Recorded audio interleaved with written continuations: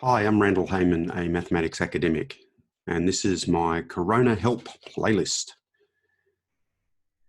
If you'd like me to do a video on some mathematical problem or concept for you or your child, your grandchild, or your students, please comment below the video or send me an email. Nice idea. If you feel comfortable, let me know your name and where you're from. It's interesting to know. Okay, so this is for Iowa, I think that's how to pronounce it, who put this up under my video, Equivalence Relation Made Easy. And so this is the question, one of the questions that was posed in that video, to prove here that this equivalence relation is, this relation is not an equivalence relation. So that's important. This here is saying A is related to B if the absolute value of A minus B is less than 1, but it's not saying anything about being special in terms of being an equivalence relation. And in fact, it isn't an equivalence relation. We have to prove that. And what I said was, why can't we just say, well, let's just go back one step. There are 3 steps to proving that something is an equivalence relation. The first is that reflexivity. So I'll just put R here, reflexivity. Reflexivity says basically that A is related to itself for all A. The next thing is symmetry, which says that if A is related to B, then it must follow that B is related to A. And that's for all, obviously all A, B that are real numbers. And finally, we've got transitivity, which says that if A is related to B and B is related to A, sorry. If A is related to B and B is related to C, then A is related to C. And this is for all A, B, C that are real numbers. So what Iowa said to me was, okay, how do we prove this not an equivalence relation? He said, well, what about 5.1 minus 3? So in other words, he said A equals 5.1, B equals 3, and then the absolute value is 2.1, which is not equal to 1. So I think what he's doing is he's confusing the rule for the relation with the rule actually breaking one of these 3 requirements. So he also mentioned symmetry. The symmetry is fine, actually. I'll show you in a sec. But the main point is, don't confuse the rule. This is the rule for the relation. Actually, let me do it in color. Up here, we've got the rule. That is, there will always be some sort of rule for a relation, because you have to be able to work out whether 2 things are related or not. But then to see that it's an equivalence relation, we need to satisfy ourselves that all of these 3 things work. Now, in this case, he mentioned symmetry. Symmetry is actually okay, because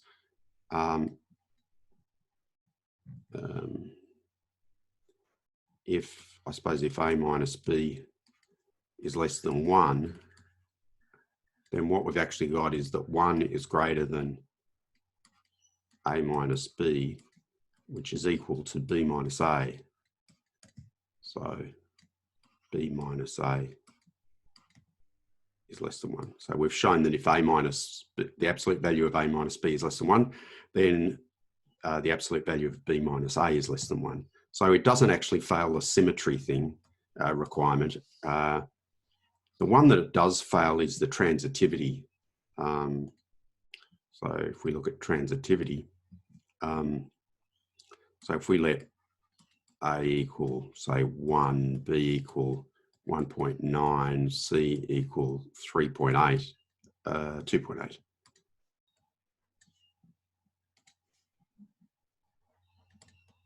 and we can sort of see that the difference between A and B is less than 1.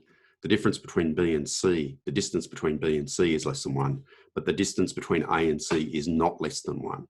So I won't go through the proof, but it's pretty easy to just do the numbers and show that A is related to B, B is related to C, but A is not related to C. So that's that. I just wanted to make a comment because it might be interesting for other people, or for people who have done some of this and sort of are saying, oh, well, that's all obvious. The concept of equivalence relations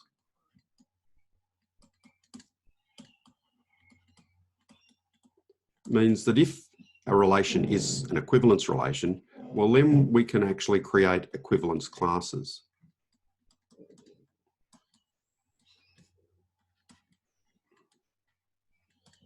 So, example, let's say, what's a good example that I can easily show you?